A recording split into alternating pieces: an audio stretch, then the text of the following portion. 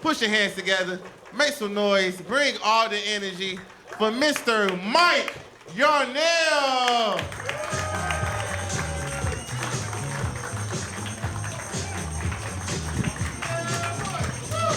Hey, what's going on?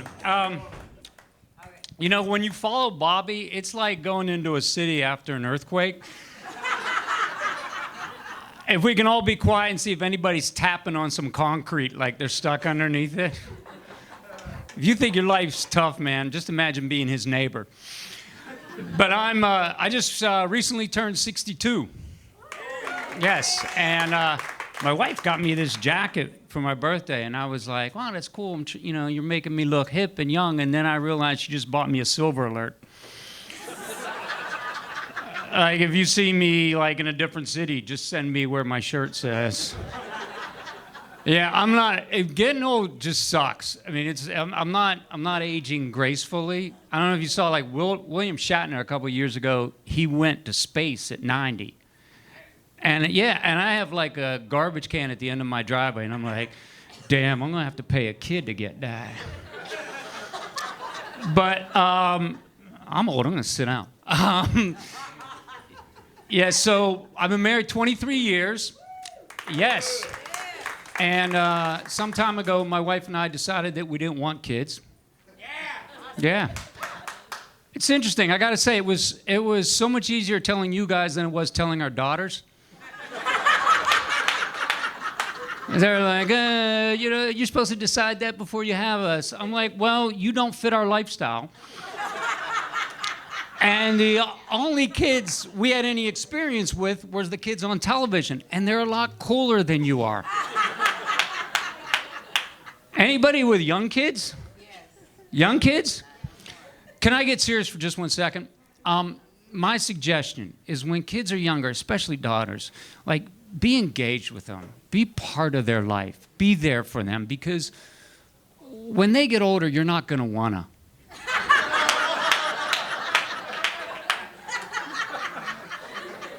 They're absolute monsters, and it happens. It's like a light switch. Like you come home, like, and they're like, "Daddy, Daddy," and then you're like, "This is great, this is great." And then one day you come home from work, and your wife is sitting at the kitchen table with a bottle of wine, no glass, and you're like, the demon has made its presence known. That's when, as a dad, what you start doing is you start closing the garage before you turn the key off on the car.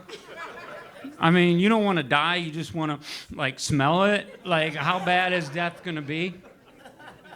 And it's not their fault. It's because their life is so much different than our lives, than my life when I was growing up. Like, you go into I have 2 daughters. You go into the bathroom, and there's, like, 13 bottles of, like, tanglers and detanglers and coconut oils and foot scrub and all this. And we had our one bathroom, 4 of us. And there was 1 bottle of shampoo and 1 bar of soap. And we had the same order every morning when we took a shower. So that means for 18 years, that bar of soap went directly from my dad's balls to my face. You're saying who? I got to remind you, there wasn't a lot of manscaping back in the 70s. Or like, I remember being 13 and, like, looking in the mirror going, oh, cool, I'm growing a mustache. Nope. 13-year-olds do not have gray mustaches. Nope, that's not it. I know. But all kidding aside, like, I do love my daughters. Like, and to the bottom of your soul, you love them. I just don't like them.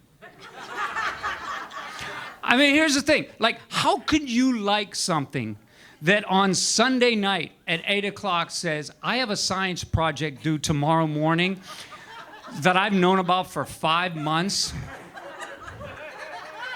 Then your happy ass is walking through a Hobby Lobby looking for a poster board. And there's always an instance when you're walking and, like, another dad's walking the other way, and your eyes meet, and you're like, how the fuck we get here? But we recently became empty nesters, and it's amazing. Absolutely amazing. And I remember when it happened. Like, my daughters are in college, right? And so the day they moved out, you know, I'm walking to the door. I'm like, hey, your Uber's here.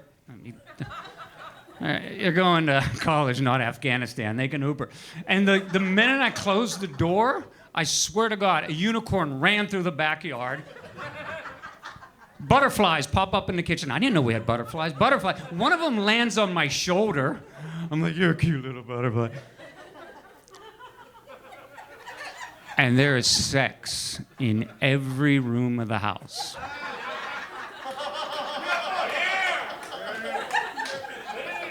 That's right. And then your wife comes home and ruins it. That's my towel. I'm like, I'm 62. I haven't cleared my thumb in 15 years. You're fine.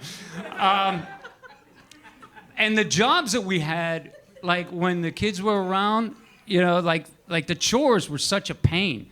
But since they're gone, they're so easy now. I remember like emptying the dishwasher was such a pain in the ass. Now my wife's like, can you empty the dishwasher? I'm like, yeah. I'm like, coffee cup, spoon, coffee cup, fork. Like, we don't cook. Like, I take the recycling trash out, and all it is empty bottles of wine and like Chinese takeout, so that shit doesn't clink when I take it to the curb. Yeah, but it's interesting because they come back now from college, right? And things are a little bit different, you know, because now they're not just obnoxious, but they're also intelligent. And they,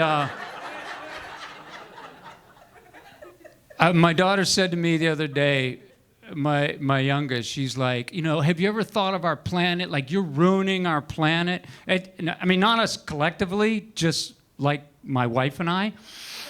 It's like we dip baby ducks in motor oil all day.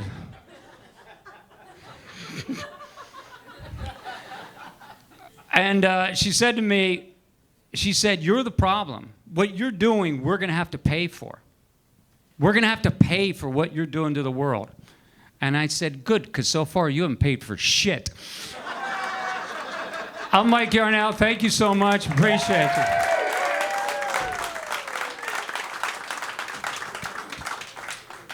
Everybody, Mike Yarnell. Woo! Mike! Let's see how the judges feel about it, Mike. Mike, great job. In my opinion, the strongest set of the night. I loved it. Your material was there. It was original. Your transitions were on point. Your stage presence was there. The only thing where I would have you ding you on is that you ran the light at the end. You ran out the light at the end. But other than that, overall, great performance.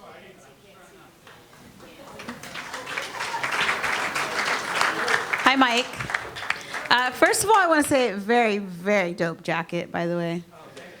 Just wanted to tell you that. Man, I was rooting for you. That was a good set, and then you ran the light. But, man, you had some good jokes, funny, kept the crowd going. You had laughs throughout. It was a great set.